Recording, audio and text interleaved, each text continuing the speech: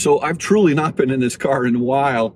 I couldn't figure out, I couldn't remember, not that I couldn't figure out, I couldn't remember how to turn on the AC, and it started getting hot in here.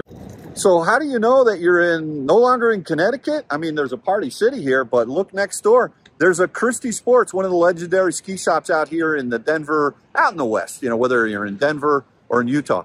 But how else you know that you're no longer in Connecticut and you're out in Colorado is when you see a Lucid Air in the parking lot, and then you come to realize that it's yours. And I'm back here in Colorado here to reclaim my Lucid from Kyle. Tomorrow I'm going to be starting a journey all the way back to Connecticut. It's about 1,850 miles, and I'm just getting to know the car. This is the first time I'm back in the car for a while. I'm forgetting how to turn on the AC. I got to get reacquainted with the Lucid Air and see if I remember how to drive this thing.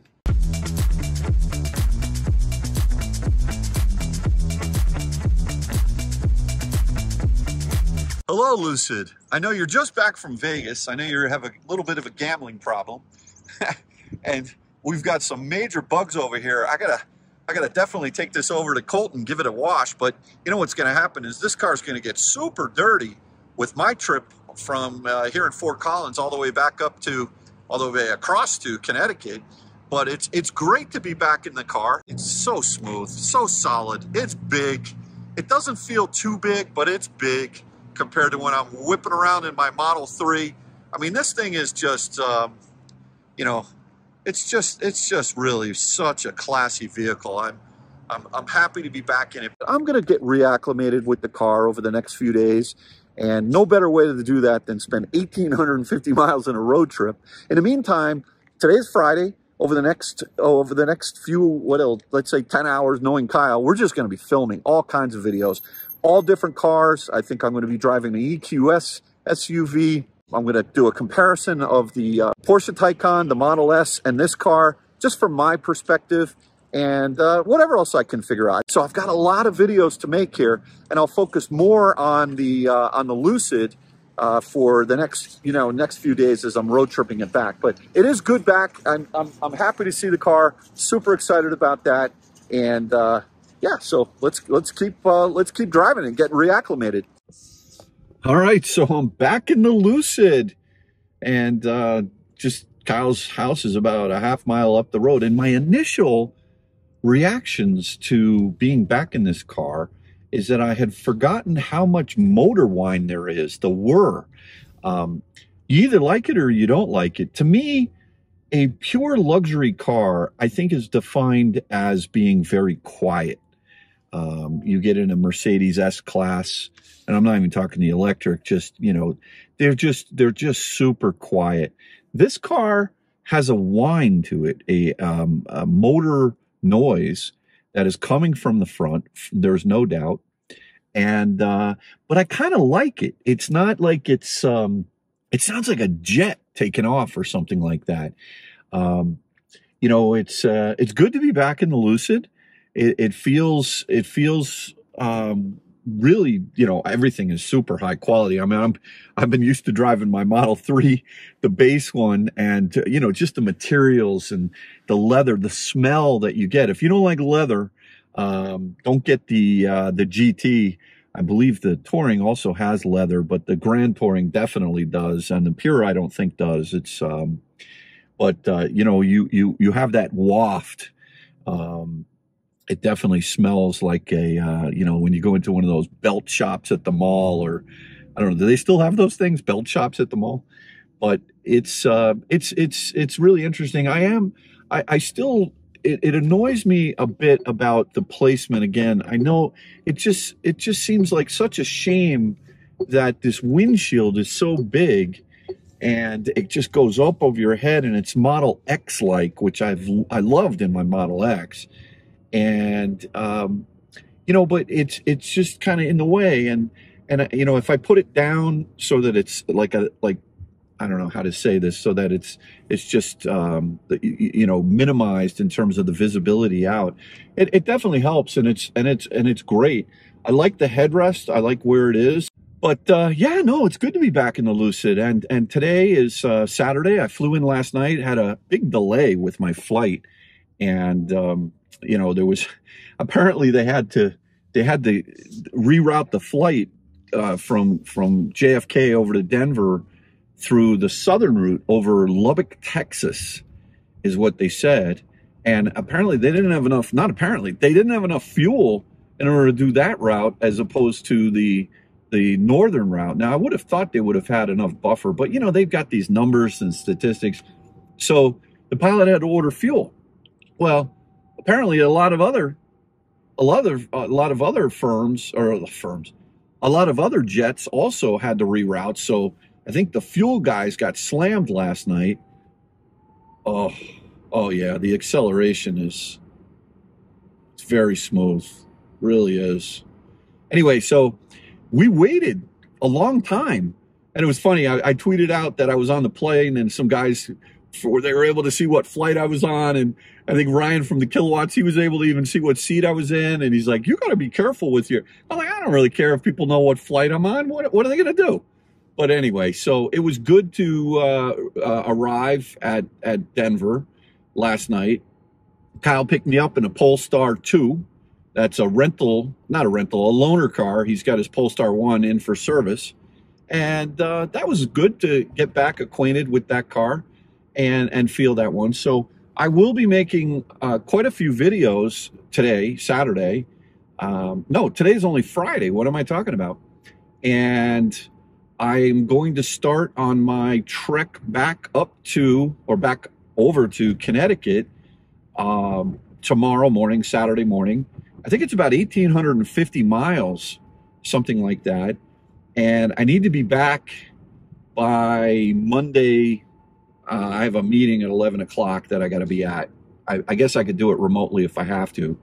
So who knows what's going to happen with the road trip. It's going to be a good one. So anyway, yeah, I got to digest this. I'm back in the Lucid. So I've truly not been in this car in a while. You know, I couldn't remember, not that I couldn't figure out, I couldn't remember how to turn on the AC, and it started getting hot in here. It's one of the things I'm going to be keeping my eye on. I understand that the air conditioning, it was a problem for me when I first got the car. I did have it serviced down in Riviera Beach, and the AC was just not working. But the AC, a lot of people have complained, including myself, that even in super hot weather, it wasn't cooling the car quite enough. I guess in this latest software release, which I need to talk to Kyle about, he's claiming that it's gotten much better.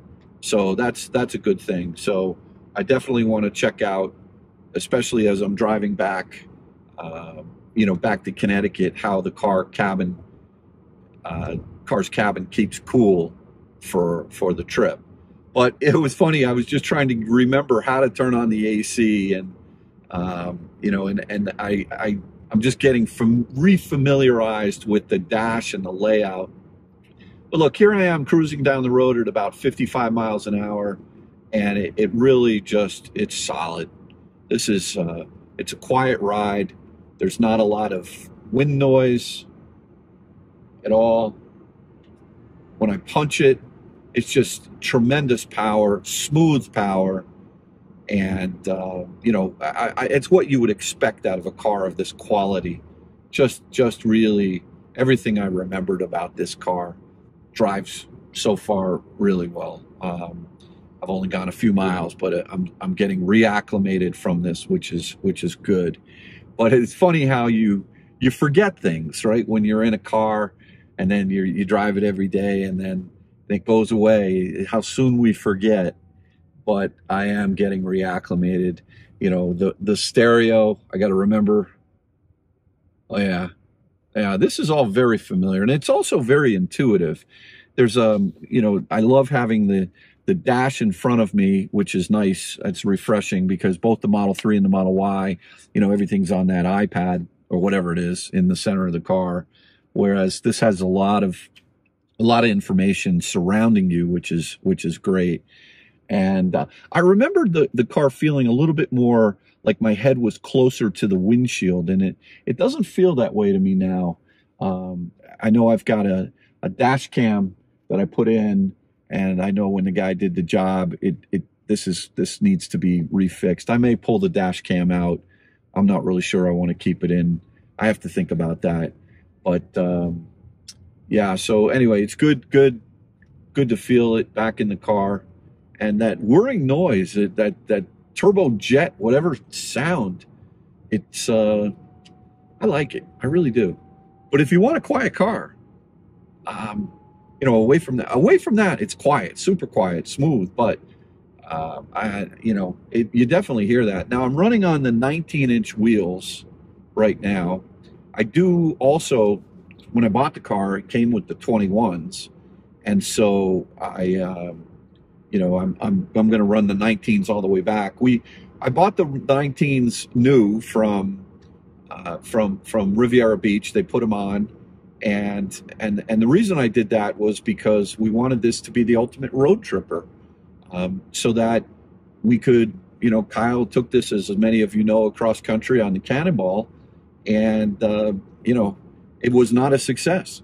My not a success, not because of the car, but because of the charging infrastructure.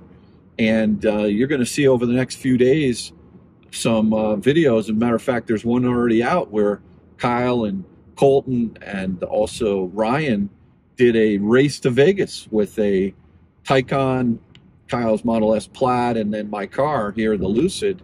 It's got the longest range. It's got the highest amount of reliability, or charging speed. And with those two things together, it's just sad how the Electrify America network is letting this car down for those who road trip a lot. And what I want to stress is that, for example, next week I need to go up to Boston for the day. Well, even in my Model S, the Palladium, the refresh, the 2021 that I had with 405 EPA rated range, I could not go up to Boston and come back on one charge. With this car, I can. And that's a value. That's a tremendous value to me. If you're the type of person that you want to road trip and only, let's say, go, 400 miles in one day and then stay overnight and plug into a level 2 somewhere, this car is going to allow you to not even worry about DC fast charging on any network, let alone EA. So I think depending on your use case, this is, this car is fine. It's great. And then on occasion, when you need the DC fast charge, you can. Now, this car came new with 3 years of free Electrify America DC fast charging, and it transferred over to me as the second owner. So anyone who buys this car used will also get that. So that's something to keep in mind. But, depending on how much you really are road tripping, that may not be a big deal to you. I've been told, and I've heard from many people inside Lucid, that many of their clients that are buying these cars are having a 300-400 mile tether away from their house, and they're just charging it at home. In which case, then you're enveloped with tremendous luxury, amazing smooth ride, state-of-the-art, all kinds of technology in this car, which we'll go over. It's a looker. Whether or not you like it or not, is from a design standpoint, it's a looker. There aren't that many of them on the road. When you see one, people go like this, or they roll down their windows and say, "Hey, what's that?" If you're into that kind of thing, sure, this car will afford you of that. No one's doing that if you're in a Model S or a Taycan. They're not even going to acknowledge the fact that you're in quite an expensive car. This one here, people look at it and they're like, "Wow, what is that?" I happen to like the look of this car a lot. It's got a tremendous amount of storage. The front trunk power, a huge front trunk. Not F-150 Lightning huge, but definitely a very large front trunk, which is great, as opposed to, let's say, the EQS, the Mercedes, which they don't even let you open the front trunk. And, that's kind of when you have a power front trunk, you may say, "Oh, I don't really use the front trunk very much." But when it's a power front trunk and you go get groceries, it's a convenient way of just opening the push a button and you get your trunk open in the front. And I sort of, when I was using this to go get groceries for a very short period of time or pick up things from wherever, I found that I used the front trunk much more than I used the rear trunk. And the reason is because while the rear trunk is spacious, it's super wide, it's got a low flat storage, but it's kind of tight. Like there's not a lot of height in the trunk. Whereas with the front, you've got just this tremendous amount of room. So it's a little bit of a different sort of methodology in terms of thinking how you're going to store things. But a lot of storage in this car, huge back seat. And not that I ever sit back there because I'm driving this car all the time. But, you know, look, yeah, I'm just getting reacquainted with my old Lucid here. My old Lucid. 13,611 miles. I'm at a 34% state of charge. By the time I get this car home, it'll be close to 16,000 miles on this car after we do what we're going to do with it today in the testing, and also the road trip home, which is, well, you know, for 2022, that's about spot on with the miles. Let's just say it's the car has been road tripped. It's been used for what it was designed for. So one thing I just noticed is there's a max AC button here now on the screen. The amount of airflow that you would get out of the vents. You know how you can choose like the upper vents, the sort of right at your chest vents, and then the ones down below by your feet. And I would always keep it on just on the middle vents right by your chest because I never got enough air. And when I hit this max AC fan, tremendous amount of air is coming out now, which is great. It felt like there was something blocking the air, and I was doing everything I could to, you know, keep the rear air on and trying to keep the car cool. So again, I'm going to test that out, but I already detect that's a marked improvement in terms of the volume of air that's coming out of the center vents on the dash, which is a very welcomed addition. You know, there's a lot of glass in this car, right? So when you're going down the road, you get that thermal effect, sort of like that greenhouse effect. Boy, the mountains are beautiful here as I'm cruising. I don't even know where I am. Oh, I'm in Fort Collins, Colorado, just taking the car out. Kyle's just finishing editing up a video. I think actually the first of 3 videos to come out on the race to Vegas, of which my car is a star in. And, you know, the question is it the leading actor? Is it the co-star, or is it a supporting actor? I don't know. We're going to have to watch the videos to find out. But actually, I do know. But anyway, it's driving down the road great, smooth. I'm going to test out the ADAS system a little bit later, not now. But, you know, very happy with this Max AC button. Welcome addition. You know, I was just sitting at a stoplight, and I know one of the things Kyle likes to do is this low speed sort of not calibration, but just to see how the car launches at a very slow speed.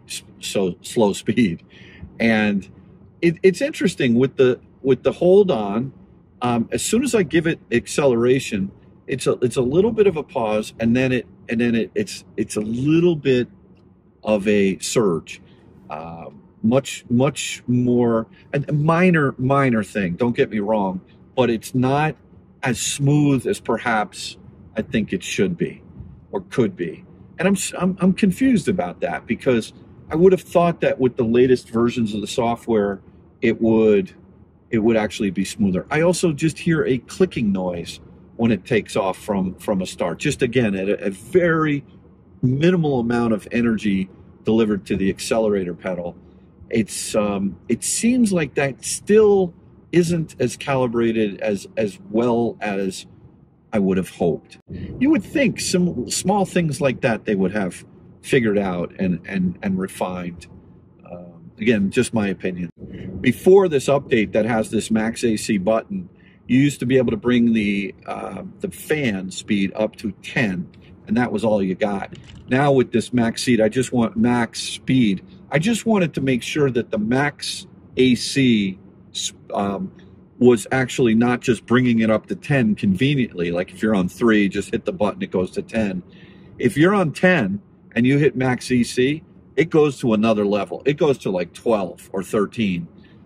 more air, more volume, which is good. So again, I come back to what I said before. I'm pleased with the max AC button, but as I was thinking about it, I said I hope it's just not going to 10 like what you could do before, but it's not. It's actually another. They've kicked up the motors, the fans, if you will, to another level, which I'm very happy to see. Yeah. So as I'm getting reacquainted with the drive modes, it's interesting. I've been driving the car up till now in the smooth mode. There's Swift mode and then Sprint mode. Swift mode still says Sprint activation. It enables maximum power and torque. You have to confirm that. And, again, that disclaimer, just, I don't know why it's there. And if you leave the car in Sprint mode, I believe, well, the way it used to work was it never stayed in Sprint mode. But, look, for the road trip, I'm just going to be driving it back in, for the most part, in smooth mode, which is just a little bit smoother, right? So, but, again, as I'm getting more reacquainted with the car, I didn't forget that the car had different acceleration modes or drive modes, but it's, I had forgotten the exact names of them: Smooth, Swift, and Sprint. So, yeah, now I'm going to come to a complete stop here, and I'm going to give it, I hear a little click, like click. That's what it sounds like when it goes. It's not jerky as much as it is maybe just hearing that noise kick in, and then you hear the whir. All right, so there you have it. There's my first driving impressions of getting back into the Lucid. It's amazing how many things I forgot, just like turning on the radio or putting it into different drive modes. It's good to be back in the car. I'm excited to take this thing on a road trip and figure out, is this the right car for me or not long term? We'll have to see. But I'm looking forward to the big road trip. Thanks again for watching another episode of Spec Dave, and we'll catch you on the next one.